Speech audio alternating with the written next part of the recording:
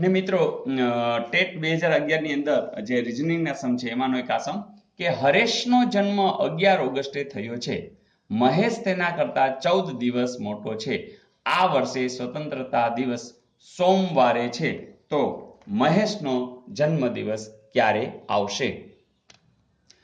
અહીં મિત્ર સાવ સિમ્પલ હોય, માત્ર ખાલી 5 સેકન્ડમાં કરી શકો. શું કરવાનું છે જો કે આટલી તો ખબર છે ને કે ભાઈ આ વર્ષે સ્વતંત્રતા દિવસ સોમવારે છે, એટલે કઈ તારીખ હોય? 15મી ઓગસ્ટ, બરાબર. હવે તમને ખબર છે 15 હોય, 14 હોય, 13 હોય, 12 હોય, 11 હોય. 11 માં રસ છે, બરાબર, 11 ઓગસ્ટ, બરાબર. પછી હવે જો 1 2 3 4 5, તો હજી એક 6 અને 7, બરાબર, એટલે 7 દિવસ થઈ ગયા. હવે તમે જ કહો કે જો આ 15મી ઓગસ્ટે શું છે? સોમ, તો અહીંયા શું હોય? મંગળ, અહીંયા શું હોય? બુધ, અહીંયા શું હોય? ગુરુ, બરાબર. પછી શુક્ર, શનિ અને રવિ. થઈ ગયું? આ મેળ પડી ગયો. હવે ખાલી એટલું જ કહે છે કે મહેશ તેના કરતા 14 દિવસ મોટો હોય. હવે વિચાર કરો જોઈએ, કોઈ 7 દિવસ મોટો હોય, 14 દિવસ મોટો હોય, 21 દિવસ મોટો હોય, તો એ તો ગુરુવાર જ આવવાનો છે, કારણ કે આ તો તમને ખબર પડી જ ગઈ છે કે આ વાર ગુરુવાર છે, તો આના અનુસંધાને બધા કે વાર આવશે? ગુરુવાર જ હશે. એટલે સ્વાભાવિક છે કે મહેશ 14 દિવસ મોટો છે, તો ધેટ મીન્સ કે એનો વાર આવશે ગુરુવાર.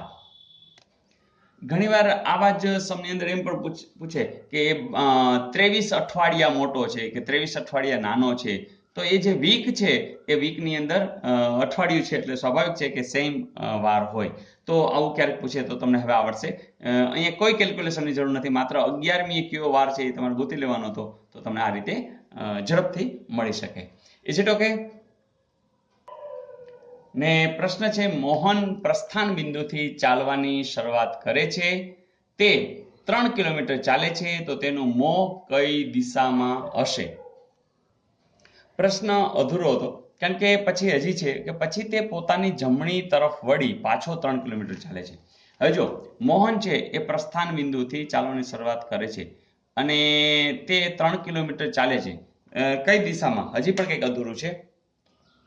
સોરી ફ્રેન્ડ, ફરીથી જોઈ લઈએ કે મોહન પ્રસ્થાન બિંદુથી ચાલવાની શરૂઆત કરે છે, તે 3 કિલોમીટર પશ્ચિમ દિશામાં ચાલે છે, પછી તે પોતાની જમણી તરફ વળી પાછો 3 કિલોમીટર ચાલે છે, તો તેનું મોં કઈ દિશામાં હશે?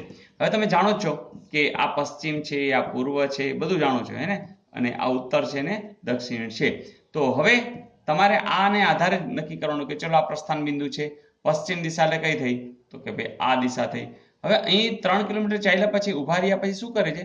જમણી સાઈડ. તો હવે તમે કલ્પના કરો કે તમે જ દાખલા તરીકે તમારા પગ આમ છે અને તમે જ આમ ચાલી રહ્યા છો, સ્વાભાવિક છે કે તમારી જમણી દિશા કઈ થશે?